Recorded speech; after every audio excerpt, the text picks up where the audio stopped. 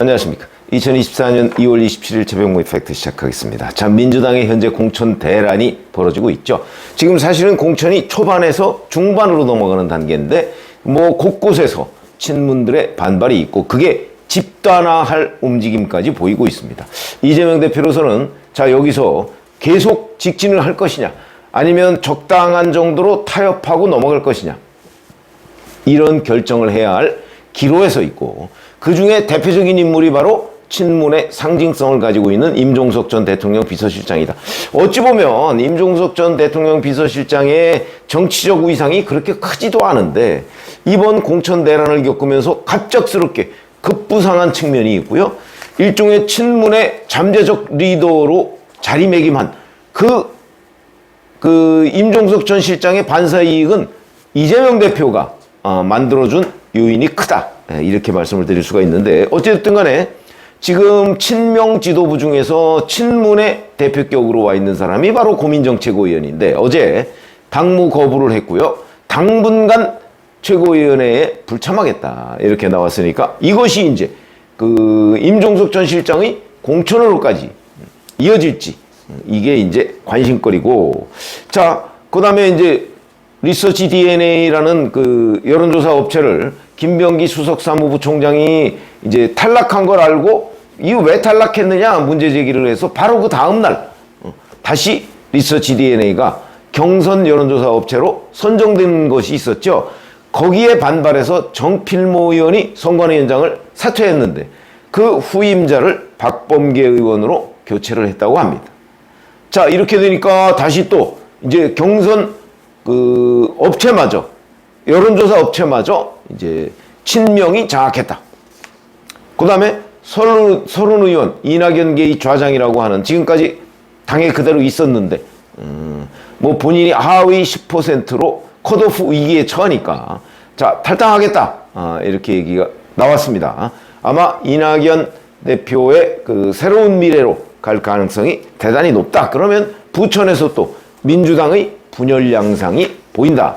이런 부분이고요. 자 이렇게 되다 보니까 2016년 유승민 찍어내기라고 하는 당시 새누리당의 공천 파동을 연상하게 한다. 이게 지지율에 어떤 영향을 미칠까? 2016년의 경우에 1월에 당시 김무성 대표가 의석이 너무 많이 나올 것을 걱정했습니다. 180석 얘기를 했었죠. 근데 실제 4월 총선에서 이런 유승민 찍어내기의 공천파동, 뭐 옥새 들고 나르샤, 뭐 그건 사실이 아니라고는 하지만 어찌됐든 간에 그런 부분에 관한 일반 국민 여론의 악화로 인해서 실제 제2당이 됐습니다. 1당에서 2당으로 내려앉은 거죠. 물론 한석 차이지만 이런 결과가 있었는데 자 그러니까 지금 민주당의 공천 대란이 2016 유승민 대잡이다 이렇게 얘기를 하면 이 여파가 어디까지 미칠 것이냐 대단히 중요하죠. 그런데 뭐 여론이라는 것 제가 늘 측정하기 쉽지가 않다 이렇게 말씀을 드린 적이 있는데 JTBC가 메타보이스라는 곳에 의뢰를 해서 24일과 25일에 무선전화 면접을 해서 결과를 보니까 중도층과 충청권의 이반 이게 심각하다. 민주당에 대한 이반 이런 결과가 나왔다. 전체적으로는 뭐 국민의힘이 38% 민주당이 30%니까 이것도 상당히 큰 차이죠. 이것도 오차 범위를 벗어난 겁니다. 오차 범위가 플러스 마이너스 3.1%포인트인데 8%포인트 차이니까 오차 범위를 벗어나서 국민의힘이 전국적으로도 앞서고 있다. 2주 전하고 따지니까 국민의힘은 1%포인트 하락, 민주당은 무려 5%포인트 급락 이렇게 되는 거죠. 국민의힘도 하락했습니다. 국민의힘도 뭐 아주 좋은 평가를 받고 있진 중도층에서 아주 좋은 평가를 받고 있는 것 같지는 않다. 이런 거고요. 자, 2주 전하고 따지니까 중도층에서 민주당은 34%였는데 이번에 25%가 됐고요. 이렇게 하면 9%포인트가 수직 낙하를 한 겁니다. 수직 낙하. 국민의힘은 29%에서 32%로 3%포인트 약간 오른. 그리고 이제 이게 또 심각하다는 것이 이제 뭐 영남 호남이야 뭐 그 국민의힘과 민주당이 양분하고 있다고 생각하면 되고 이제 충청권은 어찌 보면 맹주가 없는 곳 아닙니까? 그러니까 이제 늘 충청권이 스윙보터 지역이다. 이렇게 이제 평가를 받아왔는데, 대전, 세종, 충청권에서 2주 전에 민주당 지지율이 35%였습니다. 그런데 무려 이번에는 10%포인트가 폭락해서 25%로. 대신 국민의힘 지지율은 40%였는데 그대로 유지하고 있습니다. 그러면 무려 충청권에서 15%포인트 차이가 난다. 그런 거고요. 자, 당장 내일 총선이면 어디를 선택할 것이냐. 그러니까 국민의힘이 38%, 민주당이 32%. 개혁신당, 이제 이준석 당이죠. 4%. 2주 전하고 비교를 하니까 민주당은 3%포인트 하락. 국민의힘은 4%포인트 상승. 이건 당장 내일 총선이면이라는 겁니다. 그 다음에 제가 이제 이게 민주당의 공천 대란에 영향을 미친 결과다. 이렇게 말씀을 드렸죠. 그것도 조사를 했습니다. 양당의 공천에 대해서, 물론 지금 공천 초반에서 중반으로 넘어가는 단계지만, 여기서 국민의힘의 공천에 대해서 긍정적으로 보느냐, 부정적으로 보느냐. 똑같습니다. 44% 똑같습니다. 긍정과 부정이. 그런데 민주당의 공천에 대해서 잘못했다고 보느냐, 잘했다고 보느냐. 잘못했다가 60%, 잘했다가 31%밖에 안 됩니다. 그러면 민주당, 특히 이재명 표 공천에 대해서 많은 국민들이 불편해한다. 그거는 뭐 꼭 임종석을 찍어내게 하려고 한다. 뭐 이런 그거 하나만 가지고 그러는 게 아니고 전체적으로 보면 아, 왜 이렇게 공천이 시끄러우냐. 뭐 이런 거와 저는 연관이 있다고 봅니다. 자, 그러면 이게 이제 그 메타보이스라는 데의 그 여론조사고요. 다른 여론조사를 봐도 비슷한 흐름이 보입니다. 이거 메타보이스 조사와 단순하게 수평적으로 비교할 수는 없죠. 조사기관이 다르니까. 그런데 흐름이 보인다. 트렌드가 보인다. 한국갤럽이 22일, 23일 조사한 걸 보니까 국민의힘 공천이 공정하다. 이렇게 평가한 사람이 40%. 불공정하다. 똑같이 40%. 그러니까 국민의힘 공천에 대해서는 공정과 불공정 평가가 아까 메타보이스 결과도 44%로 동률, 한국갤럽 조사도 40%로 동률. 그러니까 특별히 국민의힘 공천에 대해서는 긍정적으로 평가하는 사람이나 부정적으로 평가하는 사람이 더 많은 이런 상황은 아니다. 그냥 뭐 그 정도면 뭐 이렇게 국민들이 보고 있는 것이다. 반면에 민주당 공천에 대해서는 불공정이 53%, 공정이 27%, 불공정이 2배다. 이런 거죠. 지지율을 보면 민주당이 한 달 전보다 4%포인트 내려서 36%고 국민의힘은 3%포인트 올라서 41%. 역전이 됐다. 이런 것들이 이제 전체적인 흐름하고 맞는다. 근데 이 흐름에 가장 큰 영향을 미친 것이 뭐냐? 역시 민주당 공천 대란으로 보인다. 이런 거죠. 리얼미터는 여기는 ARS 조사 업체입니다. 22일부터 23일까지 조사한 걸 보면 국민의힘이 43.5, 민주당이 39.5. 뭐 비슷하죠. 그런데 이게 국민의힘은 지난주보다 4.4%포인트 오른 거고요. 민주당은 살짝 떨어진 겁니다. 0.7%포인트 떨어진 것이고. 개혁신당, 여기는 지난주보다 2.0%포인트 내린 4.3%. 이거는 아마 개혁신당의 분열, 이제 이낙연계가 지금 새로운 미래로 떨어져 나간 효과가 아닌가 싶습니다.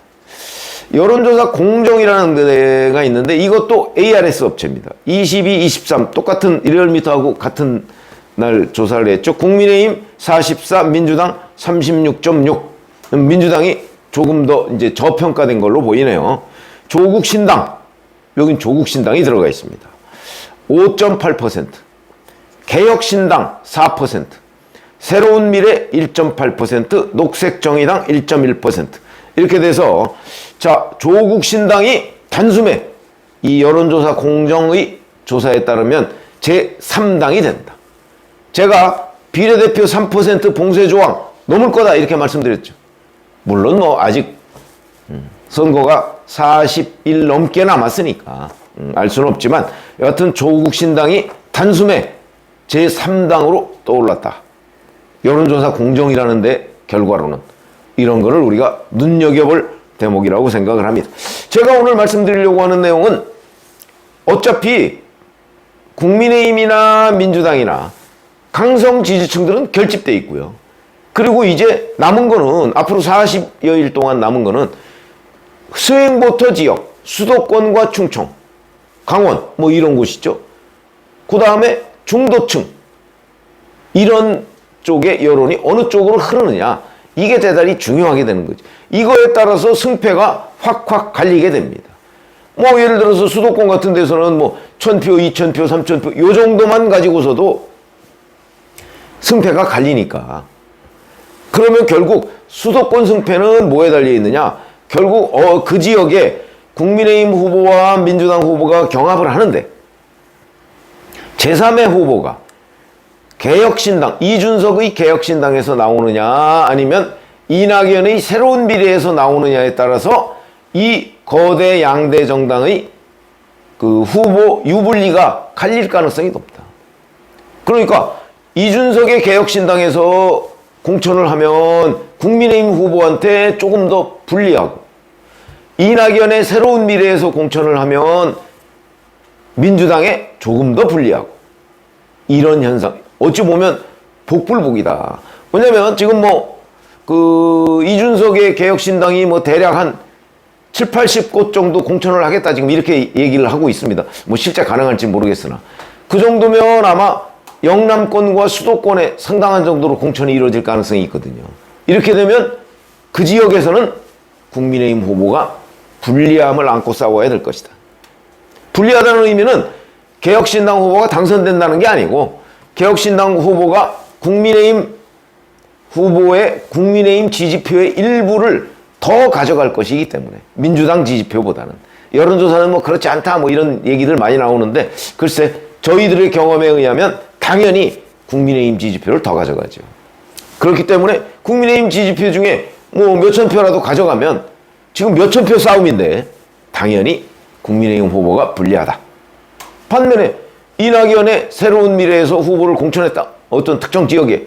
그러면 거기는 아무래도 민주당 지지표를 국민의힘 지지표보다는 더 가져가겠죠?